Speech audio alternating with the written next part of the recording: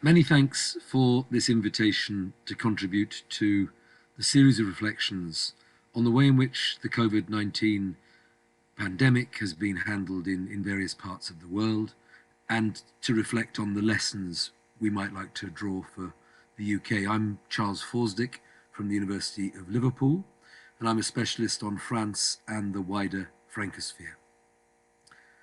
I'm particularly interested in how the pandemic has impacted differentially across the space of the Francosphere,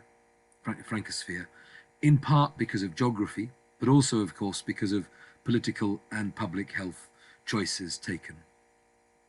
To focus initially on France, as you perhaps know, the country has recently passed a COVID death toll of 100,000 people. It's the fourth in Europe to do that, after the UK, Italy and Russia. And that the press in France now quite rightly are talking about an experience of national trauma. Associated with that are themes with which we're familiar in the UK. Grieving at a distance, the issues of citizens dying alone, and equally importantly, in France, 1/3 of the population have reported symptoms of anxiety and depression as a result of the current context. France, like the UK over the past 12 months, has taken a roller coaster approach to the pandemic, with multiple lockdowns, relaxation and tightening of measures. And what we're seeing very clearly are debates over public health, over the urgent need to control disease, being linked into political priorities and choices. The current situation in France would perhaps not have been anticipated 12 months ago. When the pandemic began, we saw the benefits in France of a strong hospital system. France was instrumental in controlling movement in the country, imposing curfews, and did that much more swiftly than was the case in the UK. What we're seeing now, though, of course, is a much slower rollout of vaccination, and also an associated lack of public confidence in the vaccination program. There are two other elements I think we need to consider.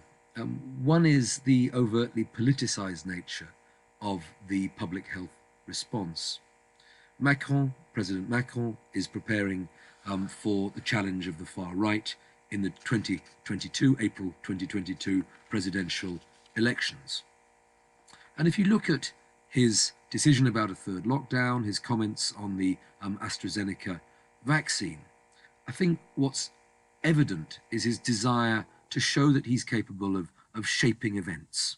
So minimizing the slow vaccine rollout in Europe, dealing with new COVID variants, as opposed to simply accepting events.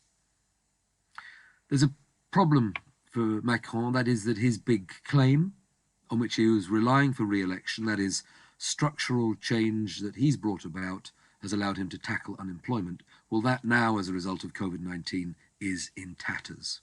So through the response to the pandemic, he seems to be seeking new narratives.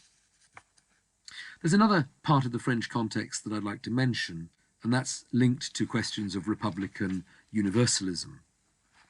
Colorblind policies in France, particularly relating to the refusal to gather ethnic statistics, mean that it is very difficult to gauge the differential impact of COVID-19 on ethnic minorities in the country. That makes, of course, targeted public health interventions more difficult.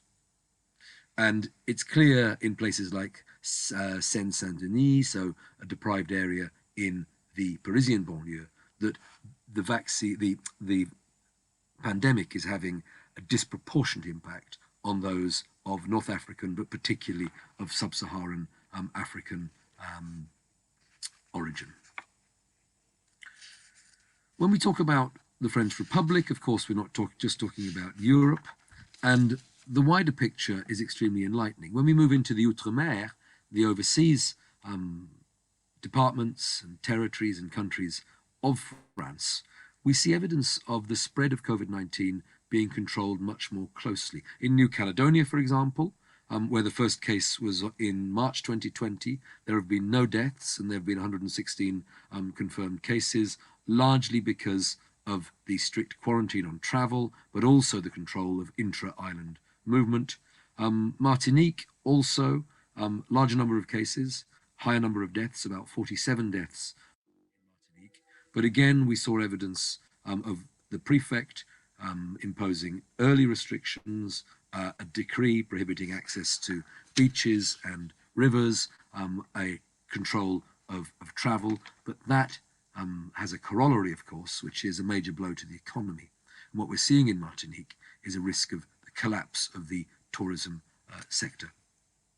At the same time, there's been a recent upsurge of cases in Martinique, possibly evidence of low immunity linked to the initial number of fewer cases. What I'd like to do to conclude my comments, though, is to move away from France and its Outre-mer and to talk briefly about two specific cases in the wider Francosphere, two very different cases from which different lessons can be drawn.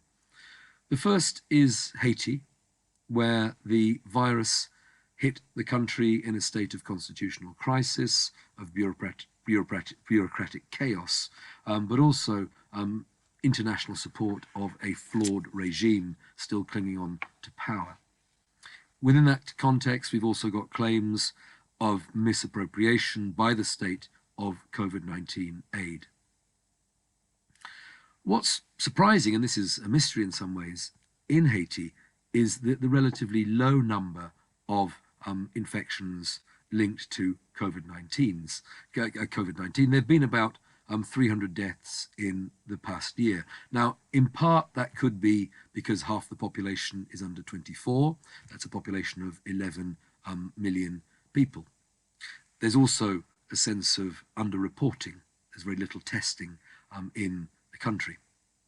But the focus in Haiti at the moment is the future, looking in particular at the problem of vaccine hesitancy amongst a population who have mistrust of the government, but also more crucially, the fact that no vaccine has been received yet in Haiti, not one dose. It's expected in May, but there might be further delays. Now that's created a set of problems, a growing indifference amongst the population to the threats of COVID-19, not least in a context of rising political fear, which raises concerns about personal safety. There's a lack of resource for masks as well, if there is a sudden upsurge in cases. And I think that needs to be considered in public health terms as a possibility, not least because of the risk of a shared island. Haiti shares Santo Domingo with the Dominican Republic. The Dominican Republic already has a higher number of cases and is more likely to see a spread through the return of international tourists. So the Haitian case is, I think, a particularly interesting one from a UK perspective, particularly when we see a decline in the UK commitment to overseas development assistance at a time when surely support for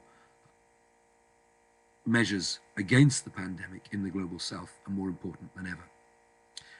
I want to finish, though, by moving to a different continent and to a very different case, and that is Vietnam. Vietnam, still part of the Francosphere, although, like Haiti, its links to France are loosened greatly over the previous decades. But what we see in Vietnam is a really telling case of the success of a commitment to containment. To date in Vietnam, there have been 35 deaths from COVID. What's the recipe here for success? Well, a well-developed public health system, a decisive central government, proactive measures for containment, and a very clear strategy around testing, tracing, and quarantining. Vietnam has clearly benefited from a really targeted approach to testing, And contact tracing has really, since the outbreak of COVID-19, been comprehensive, with 3 degrees of contact for each positive case being traced. There are government-run quarantine centres, and I think what's particularly striking, and this is perhaps a key lesson, is that the Vietnamese government have built on their previous experience of pandemic, not least the way in which SARS hit the country in 2003, but also avian flu across a broader period, 2004 to 2010. SARS led to an investment in public health infrastructure, and it was that investment which has allowed the success of testing, tracing, quarantining, and also, crucially, targeted lockdown.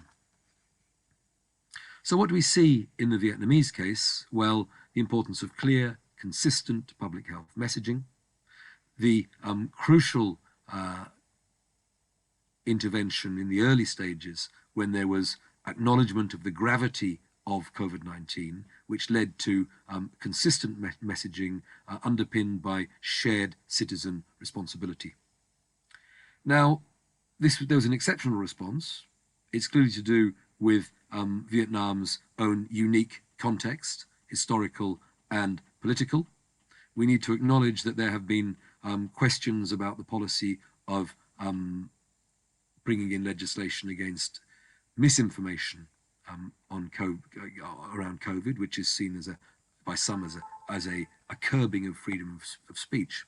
But nevertheless, in Vietnam, we see very clear lessons about the importance of investment in public health infrastructure, about the importance of an early and swift and decisive response, about clear communication, and about a structured, nuanced response which allows the prevention of community transition. So that's a very rapid overview of a number of issues in the Francosphere, or the French-speaking world, beginning with the case of France, but making it clear that we need to look more widely, not least across France's outre-mer, but also to former French colonies, now independent nations like Haiti and Vietnam, where there are very distinctive lessons which speak to the UK context, both in terms of policy and of practice. Many thanks for listening.